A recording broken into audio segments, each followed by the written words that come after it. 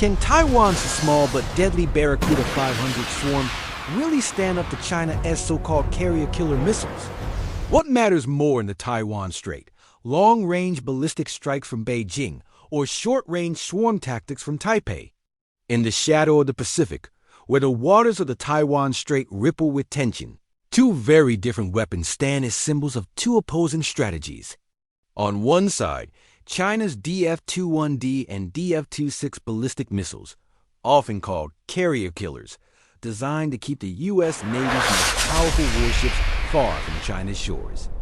On the other side, Taiwan's newly unveiled Barracuda-500, a compact but lethal cruise missile co-developed with American defense firms, intended to saturate and overwhelm Chinese warships. The question is simple, but explosive.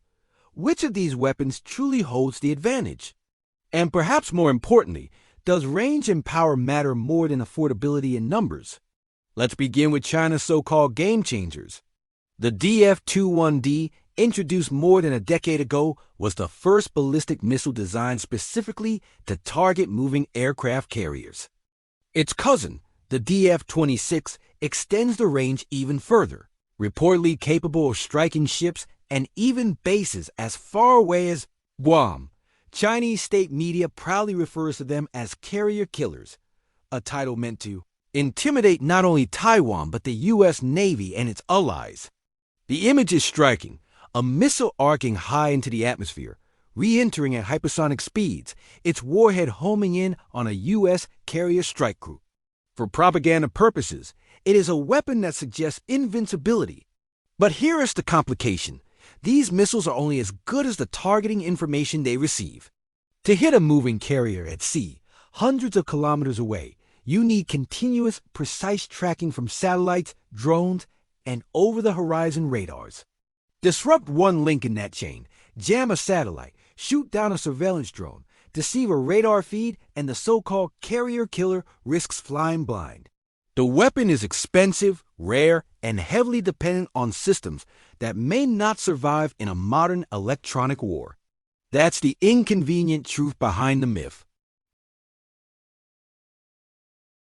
At first glance, it looks modest, a cruise missile with a range of about 500 kilometers, subsonic speed, and a payload suited for anti-ship strikes. But the philosophy behind it is entirely different. While China invests in fewer, high-cost ballistic missiles, Taiwan and the U.S. have chosen a different approach: swarming numbers, affordability, and integration with drones and sensor networks. A Barracuda missile may not be as fast or dramatic as a DF-21D, but dozens can be launched simultaneously, each hugging the waves, weaving through radar shadows, and forcing Chinese warships to spend valuable interceptors to defend themselves. And unlike China's missiles, the Barracuda is designed to be mass-produced at relatively low cost. One might ask, in the chaos of modern naval warfare, which is harder to defend against one mighty spear or a swarm of stinging arrows? This leads us to the heart of the comparison: cost versus effect.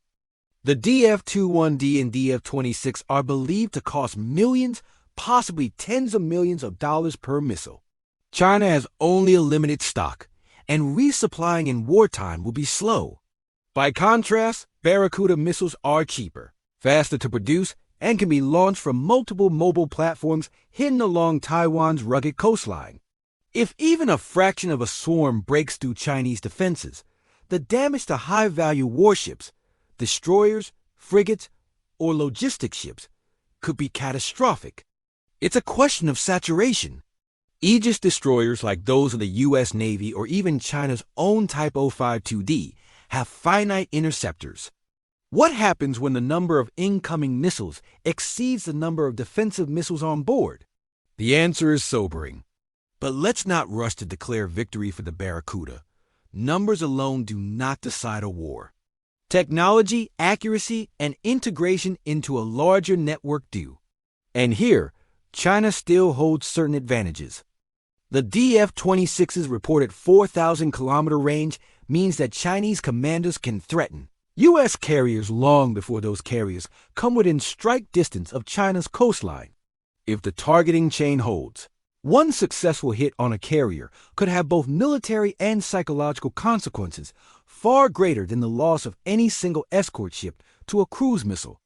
The U.S. knows this, which is why so much investment goes into systems like Aegis, SM-3, and SM-6 interceptors designed to counter ballistic missile threats.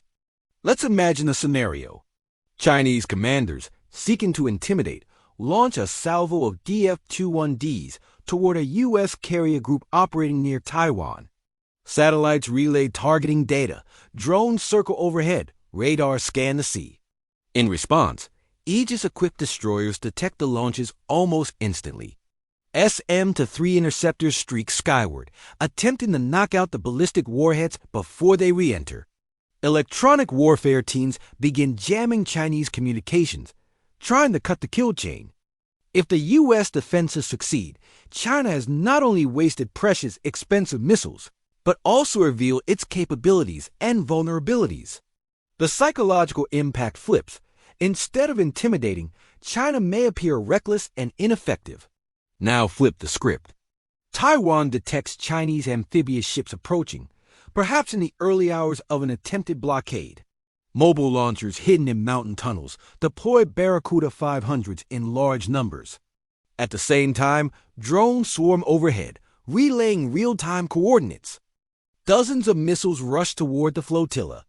Even if Chinese warships shoot down many, a handful slip through and strike support vessels, oilers, transports, landing ships. Suddenly, the amphibious assault loses momentum. It is not about sinking the entire fleet, but about punching holes in its logistics. A slow bleed, not a knockout blow. And sometimes, in war, that's all it takes. Still, critics might ask, isn't the Barracuda itself untested, just like China's ballistic missiles? It's true. While the U.S. Navy has decades of combat experience, Taiwan's newest systems have yet to see real battle. The Barracuda's effectiveness depends on integration with American intelligence, surveillance, and reconnaissance, satellites, AWACS, and electronic warfare. Without that, it risks becoming another paper weapon, impressive in concept but vulnerable in practice. Just as China's DF-21D may be a carrier killer in theory, but not in proof, the Barracuda's swarm power remains untested. Which side is bluffing more? That's where debate rages. Another angle worth exploring is the political signal these weapons send. When China parades the DF-21D or DF-26 through Tiananmen Square, it is not only a military message, but a political one. We can strike you, so stay out of our waters. When Taiwan unveils the Barracuda-500, it sends a subtler but equally important signal. We may be small, but we can make any invasion or blockade extremely costly. One side shows brute force. The other shows clever resilience. The irony. Both depend heavily on perception. If China convinces the world its carrier killers are unstoppable, then U.S. carriers may be forced to operate further out, reducing their influence. If Taiwan convinces Beijing its coast is bristling with barracudas, then even a powerful fleet may hesitate before sailing too close. So, which matters more, the weapon itself or the belief in the weapon's power? History tells us both. Nuclear weapons, for example, are rarely used, but their deterrent lies in perception. The Barracuda-500, meanwhile, could be underestimated until it proves itself in combat. That uncertainty itself shapes strategy. And this brings us back to the U.S. role. American carriers are not helpless. They sail with entire strike groups, defended by destroyers, cruisers, submarines, and layered missile defenses. They carry aircraft like the F-35, capable of long-range strikes to neutralize threats before those threats get close. But even here, questions arise. Can the U.S. keep pace with evolving missile technology? Are defenses like Aegis and SM-6 enough against hypersonic maneuvers? Will future Barracuda-type weapons redefine naval warfare, turning even mighty carriers into vulnerable targets? Perhaps that's the most provocative question of all. The Barracuda-500 and DF-21D, DF-26 don't just represent hardware. They represent two competing visions of war at sea. One emphasizes distance and deterrence. The other emphasizes swarming affordability and resilience. Both carry risks, both demand networks of support, and both can fail spectacularly if their assumptions prove wrong. So the next time you hear the phrase carrier killer or watch a missile parade rolling through Beijing, ask yourself, is this power or performance? And when you see a modest missile like the Barracuda-500, ask yourself the opposite. Is this just a small weapon or a glimpse of how future wars will actually be fought?